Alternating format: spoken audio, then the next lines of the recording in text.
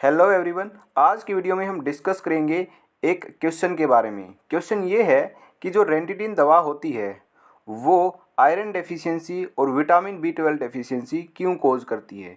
यानी कि अगर कोई व्यक्ति लंबे समय तक रेंटिडिन दवा खाता है तो उसके शरीर में आयरन की कमी हो जाती है और विटामिन B12 की कमी हो जाती है। इसका एग्जैक्ट रीज़न क्या है, उस रीज़न के बारे में डिस्कस करेंगे।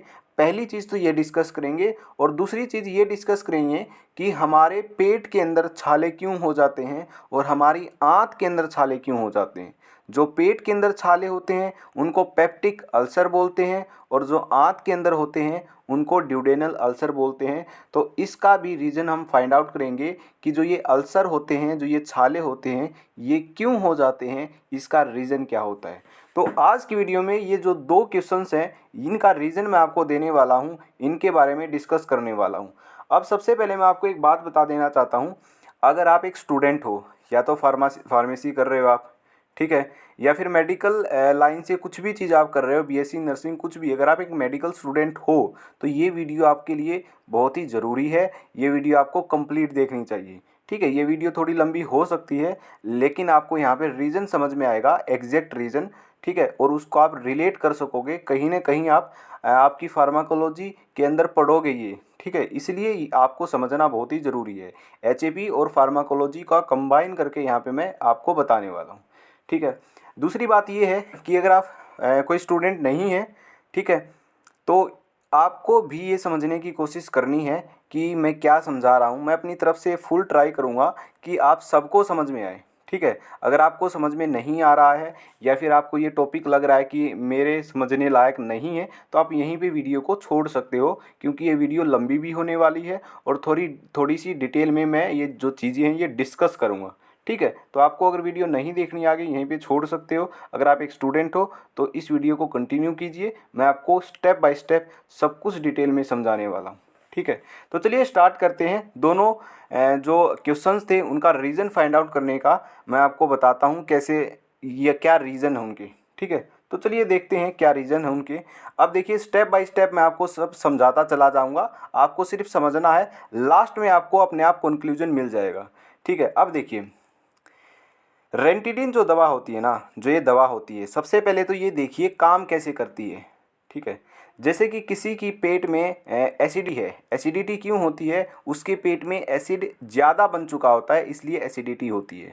और वो पेशेंट क्या है, रेंटिडिन खा रहा है, बिना डॉक्टर की सलाह के रेंटिडिन खाए जा रहा है, बहुत ज़्यादा दिन हो गए खाए जा रहा है वो। अब उसके शरीर में आयरन डेफिशिएंसी होगी और विटामिन B12 डेफिशिएंसी होगी।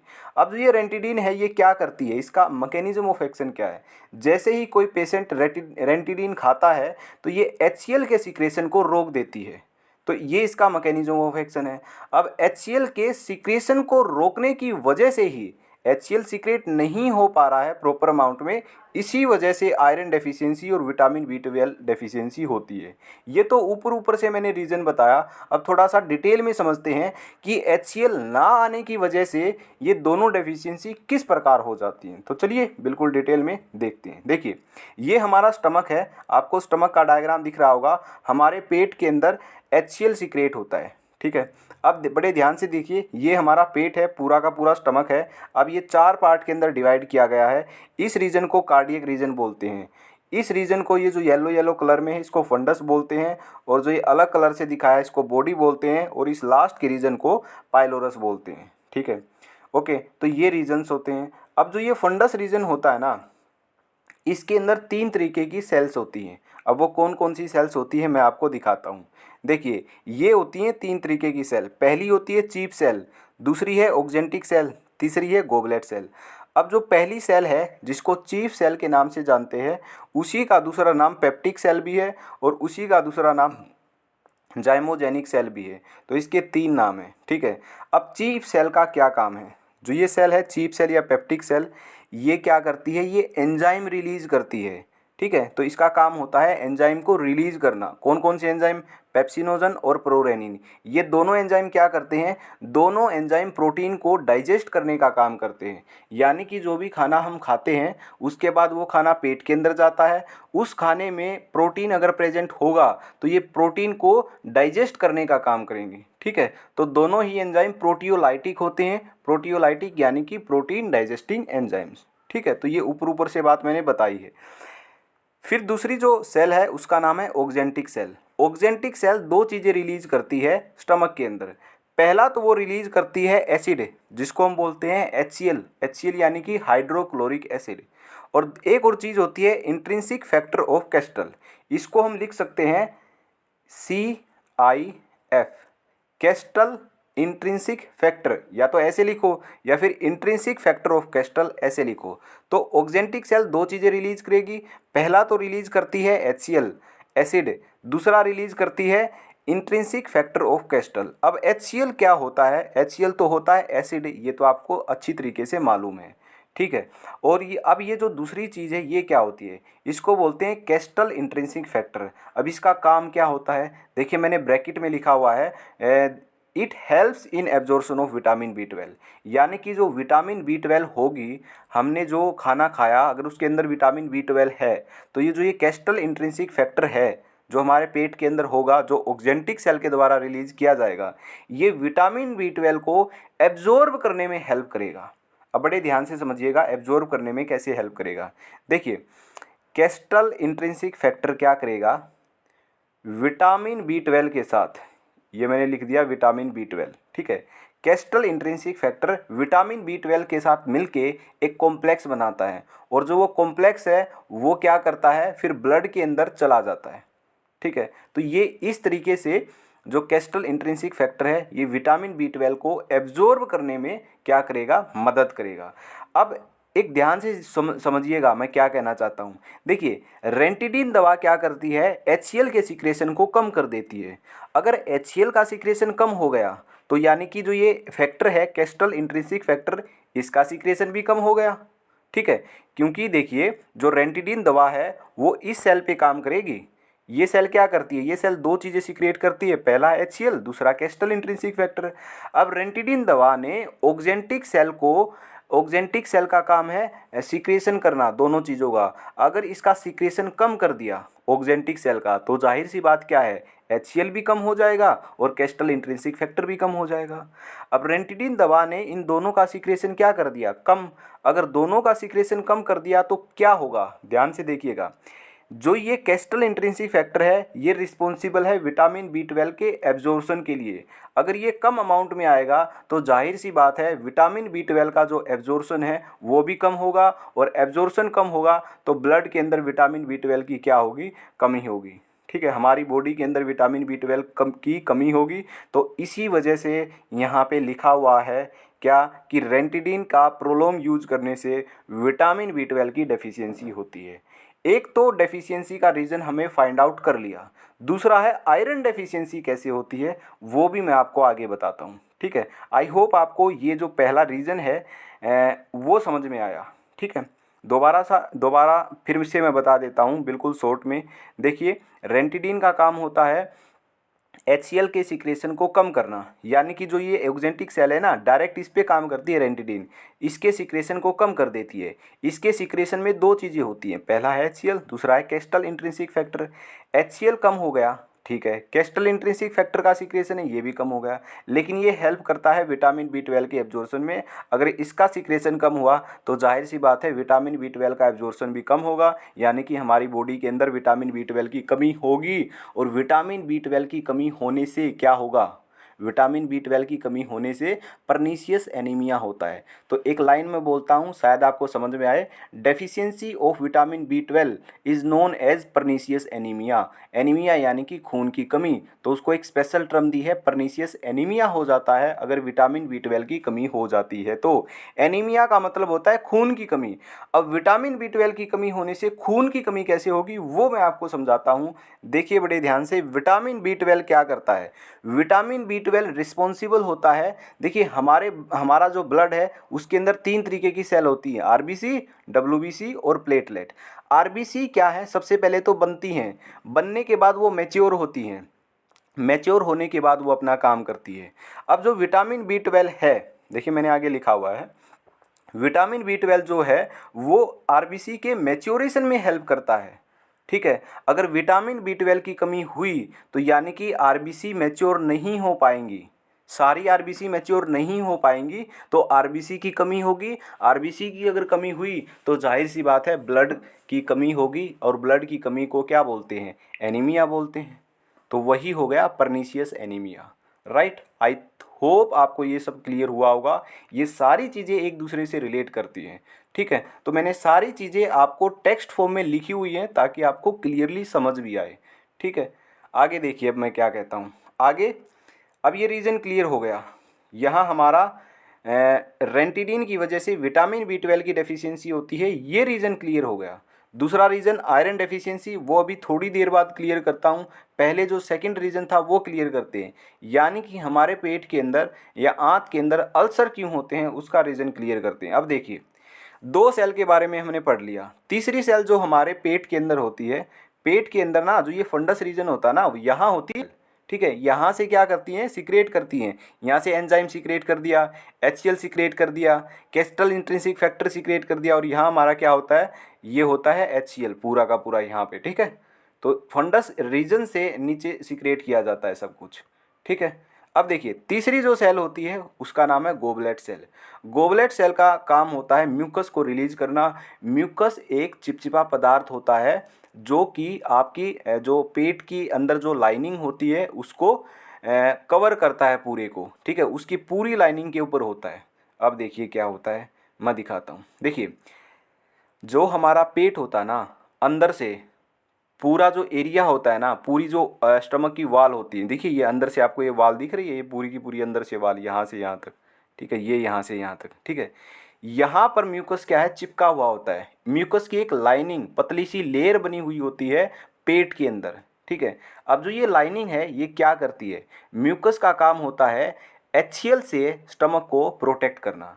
अब देखिए एक और बात मैं आपको समझाने जा रहा हूँ, अगर आप कभी लैब के अंदर गए होगे तो लैब के अंदर भी एसिड प्रेजेंट होता है।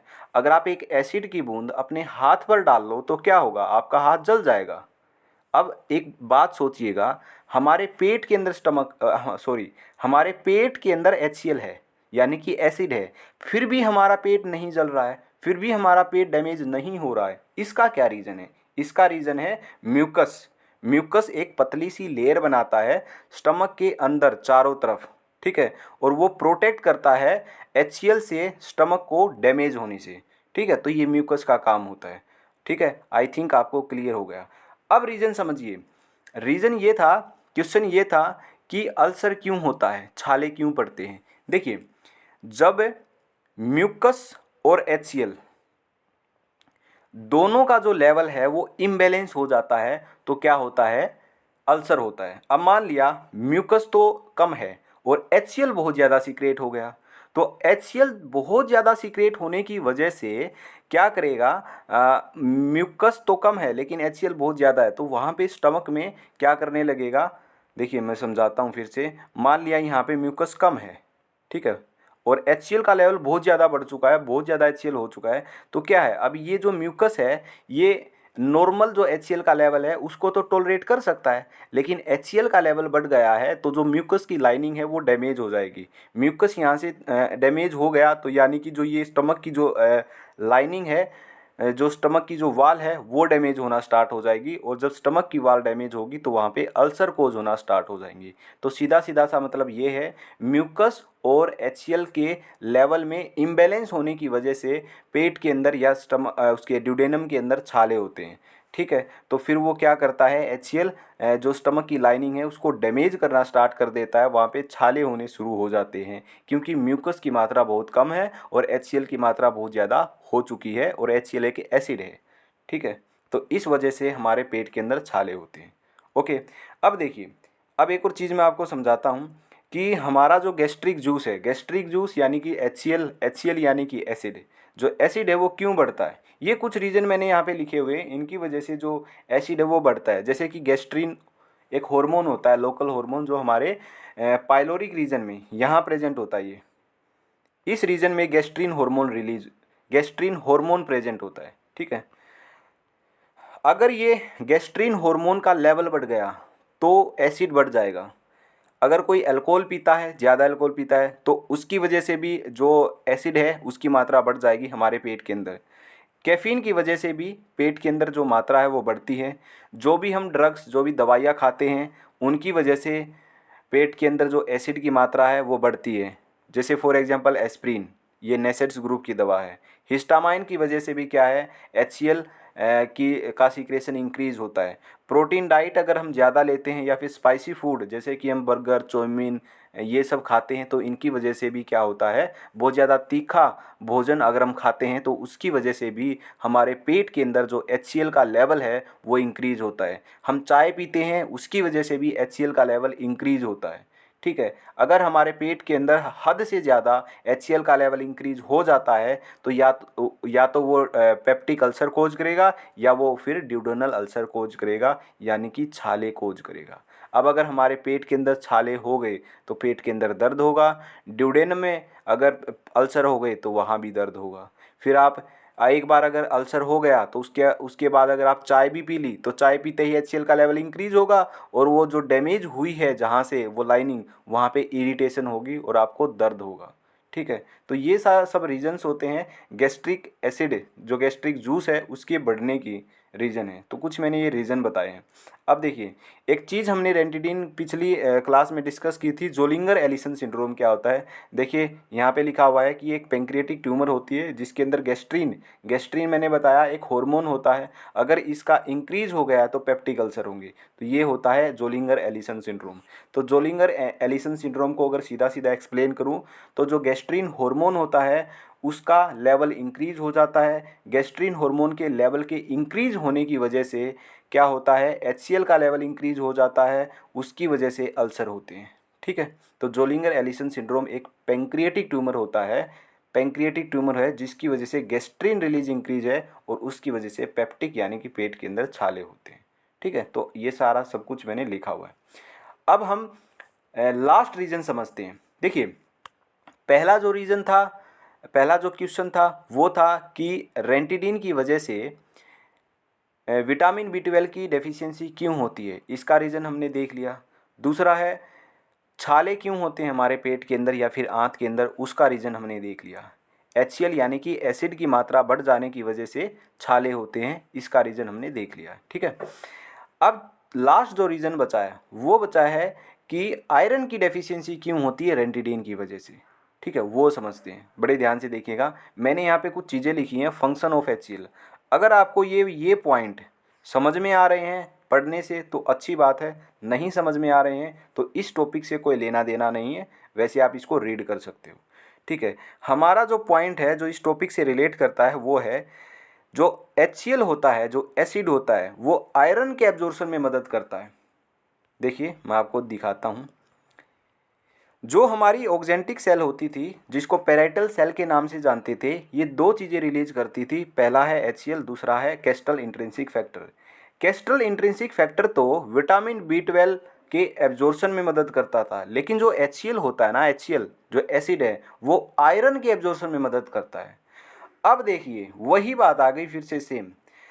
रेंटिडिन क्या करती है, इस सेल के सिक्रेशन को कम कर देती है। अगर इस सेल का सिक्रेशन कम हुआ तो HCl का सिक्रेशन कम होगा और HCl के सिक्रेशन कम होने की वजह से आयरन का एब्जॉर्प्शन नहीं हो पाएगा और आयरन का एब्जॉर्प्शन नहीं हो पाया तो आयरन की डेफिशिएंसी होगी हमारी बॉडी के अंदर, और आयरन की डेफिशिएंसी को हाइपोक्रोमिक एनीमिया बोलते हैं। हाइपोक्रोमिक एनीमिया, यहाँ भी वर्ड आया एनीमिया, एनीमिया यानी कि खून की कमी। अब मैं आपको ये समझाता हूँ कि खून की कमी होती क्यों है। देखिए, विटामिन B12 जो होता है वो तो RBC को मैच्योर करने में हेल्प करता है, ठीक है। RBC जो बन गई है ना उनको मैच्योर करने में हेल्प करेगा, लेकिन जो आयरन है ना, आयरन वो RBC को बनाने में मदद करेगा। अगर RBC बनी ही नहीं तो मैच्योर कैसे होंगी। तो आयरन मदद करता है आरबीसी बनाने में और विटामिन बी 12 मदद करता है जो आरबीसी बन गई हैं उनको मैच्योर करने में। ठीक है, ओके। तो दोनों का काम ये होता है। तो अगर रेंटिडिन ने HCl के सिक्रेशन को मतलब इस सेल के सिक्रेशन को कम किया है तो इसका सिक्रेशन कम होगा, इसका सिक्रेशन कम होगा। HCl का सिक्रेशन कम हुआ तो आयरन का सिक्रेशन एब्जॉर्प्शन कम होगा और आयरन की कमी बॉडी के अंदर हुई तो जो आरबीसी हैं वो बन नहीं पाएंगी और आरबीसी का ना बनना क्या है, खून की कमी यानी कि एनीमिया। तो आयरन की डेफिशिएंसी को हाइपोक्रोमिक एनीमिया बोलते हैं और विटामिन बी 12 की डेफिशिएंसी को क्या बोलते हैं, परनीशियस एनीमिया। आई होप आपको ये जो रीज़न है ये पूरा का पूरा क्लियर हो गया होगा। तो पूरा रीज़न ये था। ठीक है, अब मैं आपको एक छोटी सी बात और समझाता हूँ। देखिए, फंक्शन ऑफ HCl यानी कि hydrochloric acid help in iron absorption कैसे मदद करता है, इसका रीज़न और समझाता हूँ। थोड़ा सा ये समझाता हूँ कि आयरन कैसे एब्जॉर्ब होता है। देखिए, मान लिया आपने खाना खाया और वो आपके पेट में गया, जो आप खाना खा रहे हो ना उसके अंदर आयरन प्रेजेंट है, लेकिन जो वो आयरन है ना वो इस फॉर्म में प्रेजेंट है, Fe+3 की फॉर्म में प्रेजेंट है। जो ये फॉर्म होती है ना ये एब्जॉर्ब नहीं हो सकती है हमारी बॉडी के अंदर। ओके, हमारे ब्लड के अंदर जो ये फॉर्म है आयरन की ये नहीं जा सकती है और यही फॉर्म कहाँ प्रेजेंट होती है, हमारे खाने के अंदर प्रेजेंट होती है। ठीक है, अब अगर ये एब्जॉर्ब नहीं हो सकती है तो क्या करेंगे, आयरन कैसे जाएगा हमारी बॉडी के अंदर, वो कैसे जाएगा, इस फॉर्म में बदलना ज़रूरी है। ये तो होती है नॉन एब्जॉर्बेबल फॉर्म, ये होती है एब्जॉर्बेबल फॉर्म। ठीक है, Fe+3 जो है वो खाने के अंदर प्रेजेंट होती है, ये आयरन की एक फॉर्म है, ये आयरन की दूसरी फॉर्म है। आयरन की Fe+3 फॉर्म खाने के अंदर प्रेजेंट होती है। जैसे ही हमने खाना खाया वो हमारे पेट के अंदर जाता है, पेट के अंदर जो खाना है वो एसिड के साथ मिक्स होता है। जैसे ही वो खाना एसिड के साथ मिक्स होता है उस खाने के अंदर जो Fe+3 होता है वो HCl की प्रेजेंस में Fe+2 में बदल जाता है। ठीक है, तो यहाँ पे HCl क्या कर रहा है, आयरन की नॉन एब्जॉर्बेबल फॉर्म को एब्जॉर्ब रहा है। अब ये जो आयरन है ये एब्जॉर्बेबल फॉर्म में कन्वर्ट हो चुका है और अब ये हमारे ब्लड के अंदर एब्जॉर्ब हो जाएगा। ठीक है, हमारे ब्लड के अंदर ये पहुंच जाएगा। ओके, तो HCl इस तरीके से काम करता है। अब ध्यान से समझिएगा, अगर HCl का सीक्रेशन कम है तो जो ये Fe+3 है ये Fe+2 में बहुत ही कम अमाउंट में बन पाएगा और कम बन पाएगा तो हमारी बॉडी में आयरन की कमी होगी और आयरन की कमी होगी यानी कि हमारी बॉडी में हाइपोक्रोमिक एनीमिया होगा। आई थिंक आपको ये सारा का सारा जो कि दोनों तीनों क्वेश्चंस थे वो सब क्लियर हो गया होगा। मैंने पूरा ट्राई किया आपको समझ में आए। अगर फिर भी समझ में नहीं आया है तो फिर आपकी HAP और फार्माकोलॉजी वीक है, तो वो पहले आपको पढ़नी पड़ेगी, उसके बाद ही आई थिंक आपको समझ में आएगा। अगर आप एक स्टूडेंट हैं तो आप फिर से इस वीडियो को देखिए अगर आपको समझ में नहीं आई है, और कमेंट करके ज़रूर बताइएगा कि ये वीडियो आपको कितना समझ आई या कितना समझ नहीं आई। ठीक है, तो मिलते हैं नेक्स्ट वीडियो के अंदर। तो ये रीज़न मैंने आपको बिल्कुल कंप्लीट तरीके से हर एक पॉइंट के साथ आपको कंप्लीट कर दिया, आपको समझा दिया है। ठीक है, तो मिलते हैं नेक्स्ट वीडियो के अंदर। आज की वीडियो में बस इतना ही।